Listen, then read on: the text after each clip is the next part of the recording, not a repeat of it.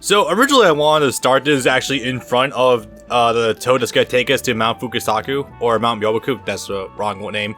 But yeah, I was kind of doing something off screen and oh hey, all of a sudden, I found a Tauntaun Pearl, so I figured, you know what, let's just archive this for the Let's Play. Alright, so first of all, this is the back road, like between these two shops, just so you're all acutely aware. Alright, so with that out of the way, hey guys, what's up? Welcome back to Let's Play Naruto Ultimate Ninja Storm 2. We are coming upon the finale of this game, and boy, last time, that was, I think that's one of the good things about what really sets up the pain arc. Like, there's a whole separate arc before it that, like, really establishes what's going on beforehand. So I really want to quickly just go back here and actually go check out my ninja info cards, because I figured out, you know what, since the rewards list says you get like a whole bunch of info cards for completing like the SP tier list, I figured I just want to go ahead and like check it out.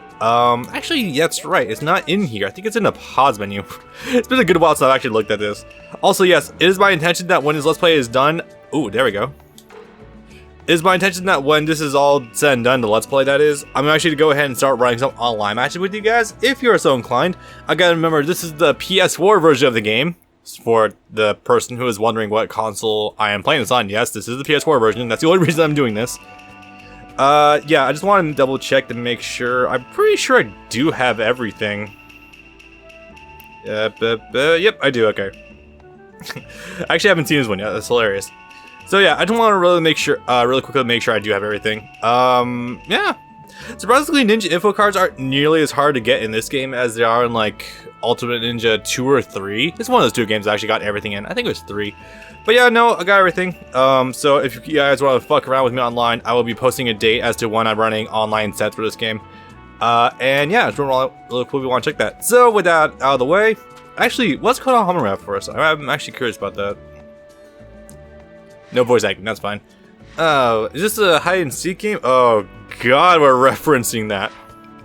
How the hell you can play hide and seek on a really limited engine like this?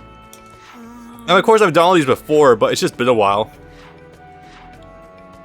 Now I do remember that you get something for completing all the side missions. Oh right, the whole Sasuke thing. So the Sasuke Killer Bee arc is in fact in this game, but it's so highly compressed it might as well not even be there. It's pretty much just a teaser of Sasuke in the Akatsuki fighting Killer Bee. It's really lazy, but yeah. Anyway, so I guess we're playing hide and seek. Hide and seek. That's a model of Gundam, if I remember correctly. I'm watching a lot of Gundam recently, guys. There's a good reason for that. There is intentions to eventually start doing Let's Plays of Gundam games in the future. Hopefully near future. But yeah. Anyway, so playing hide and seek. I remember this one's pretty easy. I guess it's, oh. Really? Really? If he's not looking at me, he can't see me. I mean, or if I'm not if there's no eye contact, I can't be seen. Right. I think you do eventually start playing hide and seek with him with the other two friends he has, but I don't remember offhand. By the way, Brandon mentioned this a few times, but that one girl that is always with Konohamaru, post time skip in Boruto, she looks, well, she's always looked kind of horrifying, but she just looks weird in Boruto. It's just like the weird pigtails that can't decide if it's real hair or not. It's so bizarre. Anyway, that request fulfilled. Easiest shit ever. I want to say that is a scripted location and you'll just find me in the same place every time. Don't quote me on that, but I just figured, let's just knock that out of the way. Do I have any friendship stuff with her yet? Hold up. No, that's not it. I hate how, damn, this menu is a lot slower than I remember it being. It has to load everything that pops in. Check requests. No, check members. Friendship level. Okay, he knocked Zorion on 3, crap. That went on, big deal. Let's just go ahead and move on, fuck it. Luckily I haven't wandered too far from where I was, so not a horribly big deal. Alright, I'll just cut back. It's not even yeah, words. Oh yeah, we have some cursed dolls to give back to this guy. Alright, I mean, it wasn't a lot. I think he gives you items, like, for however much you have, but I'm not 100% certain about that. Anyway, so, oh, the frog's back at the gate. I thought it was back here. Oops. crap. This is why this game really needs chakra dashing. Anyway, back in a quick second. Again. Well, I guess it makes sense he's right there, so it's very difficult to miss him. But before we do the part, I have some pearls to return to you because I apparently just found one. It still bothers me you have the option to hand over pearls even if you don't have any, and Naruto looks like an idiot. Well, more so than usual, but still looks like a complete idiot. Jesus Christ. Keep collecting them, yeah, cool. Alright, so let's go ahead and take off, shall we? Now, I do want to clearly say that upon rereading the entire Pain arc in preparation for this, because I figured that would be a pretty good idea, as well as actually doing research into Pain and all his abilities. Pretty fun stuff. Remind myself of some cool things going on behind the scenes. I still think the Sage training that Naruto does is among the coolest shit the series has done. If I will ever give Naruto credit for a big thing it does well, it's training montages. Like, it's sometimes easy to forget that Naruto isn't just bestowed with Dragon Ball Z powers thanks to Kurama. He has worked his ass off to get things like the Rasengan, the Rasen Shuriken, the Sage mode. All that stuff actually came to him like with a lot of hard work. Like, remember, Naruto pushed himself like no one's business back in the Rasengan training. And then reverse summoning. Naruto took a few steps out of the gate and was like, oh yeah, that's right. Where are we going? Or where is this Mount Myoboku? I'll never be able to pronounce that correctly on the first try. Oh my god, frame drops. Holy shit, did anyone else see that? There was slowdown when we were just panning the camera. This can't be taxing on the PS4. That's impossible. It's very homely. Also, oh god, the artwork in this place is fantastic though. Also, I love the giant croissant off the background. That's amazing. What are you talking about, Geezer Sage? Geezer Sage. How much time we've got? It's not enough. Let's hurry up and start the training. Yeah. So, what was going on at this time period? Okay, so it was speculated that Pain would probably be knocking on the Hidden Leaf Village's doorstep after just a certain amount of time, and Naruto really wants to hammer his training out as soon as possible. It barely takes them that long to actually nail this down, actually. It's actually surprising. Come on, Naruto. There's no need to rush. You wouldn't think there is, but with Pain out there and... Okay, with Itachi dead, there's no longer reason for Tobi not to invade the village. With Pain on the loose, it's just a matter of time before he starts knocking at the front door. And then there's the shit with Sasuke and wanting to deal with the rest of the Akatsuki members. It's just kind of a mess. As well as knowing the fact that without Sage Mode, Naruto pretty much can't fight Pain. I mean, Rasen Shuriken is really good, but remember, at this point in time, it's already labeled a forbidden jutsu because if you don't throw it, it kind of fries your chakra networks. Oops. This boy. Oh, truth be told, I think Kurama would be able to regenerate the chakra networks anyway? Maybe. There's a chance of that. That's true. All right then, let's begin your training. Do let's. That's more like it.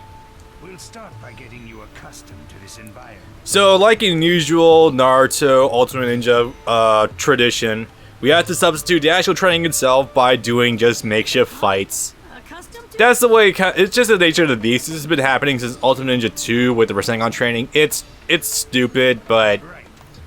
I mean, I guess it's better than programming new minigames. Or you can just, you know, not do the fights and just have Naruto train off screen. You know, that's always an option. If you don't get Or have him train on screen, but just make it like cutscenes. Huh. Oops. I can't feel anything like that. Also, low-key, Sage Chakra in the Sage mode is pretty much just the Force. It's like the Force meets Shaolin monk training. It is really creative. Hindsight being what it is, Sage mode is probably my overall favorite power-up in the whole of Naruto. It's so well handled. Like, okay, I know that Naruto Shippuden, I've been thinking about this a lot, goes through a lot of narrative shifts and a lot of like tonal shifts, and like it doesn't really know where it wants to end up. But with the Pain arc, everything feels so complete from beginning to middle to end that I just feel like this works so goddamn well. It almost just leaves like the bad tropes at the door.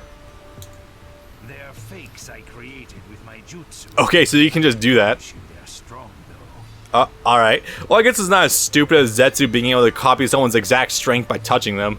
I mean, that's hilarious. Have a match with them and get yourself accustomed to this environment as quickly as you can. Okay. That your first lesson. The whole environment thing, it sounds like they're just kind of going with Goku's training on King Kai's planet. Like, it really does. Okay, here I go. I don't know, I wasn't really paying attention to the text too much, but it's like either this place is too heavy or like it just feels weird. I don't know, it's something to that effect, but this is pretty much like a substitute for him training to feel Sage Chakra. Not a horrible substitute, but it's just like, why not just tell it instead of, or like, why not just show him training instead of have weird substitutes for the training? It just feels redundant. Like, I know it's a fighting game, but you're also telling the story. Go. I don't know, I feel like that's a huge botch on this game's part. Anyway, I gotta adjust my volume again. God, I despise Storm's lack of a volume slider. Okay. Yeah, this is also where the AI starts to really pick up speed. Also, I'm just not used to this whatsoever right now. I've been kind of out of practice with Storm for a couple weeks now. Because go figure. Wall stuff. That's his tilt. That's Kakashi's tilt, by the way. What is life? Alright, hang on. So I think I still have Rasen Shuriken? Yes. Pegged in with that. Yeah, generally speaking, the AI in this game is super dumb. So if you toss out your ultimate jutsu, you'll probably make contact. I say probably. It's never guaranteed in these kinds of games, but hey, you'll have a pretty good chance of doing it. Alright. Nope. God, I wish there was more jump cancel points in these combos too. So like if the opponent substitutes out of your combo, you're not totally fucked. Did you just say Cherry Blossom Clash? I thought it was Crash. That's weird. Alright, so this isn't awful. I'm just getting hit a lot by the substitutes and a lot of like rogue shit. Let's plunge to the throw. Fuck it. I'm pretty sure that tilt's unsafe anyway on block, but whatever. Oh, confirms, sort of. Ooh, oh, God, it's just so fucking clunky. Like, okay, even after playing Bleach Heat the Soul with Brandon, because that's already out by now, like even Heat the Soul is pretty fun to play by comparison to this. Wait, did I just do a throw out of a combo? Did I just hang on a sec? Did I do that actually? Huh, that's kind of neat. I mean, it's not a complete cancel, but it's kind of nice. Also, that registers as a combo. Oh my god. Chakra dashing should not give you that much hit stun. That's ridiculous. I mean, not complaining, it gave me the win, but it's just why. I still love how that is the most common text in any Ultimate Ninja game. Unable to transform with Naruto. Every time. Just always and forever. God, it's dumb. But anyway. So, that was the initial training. I guess Naruto's getting used to the environment. That's so bizarre.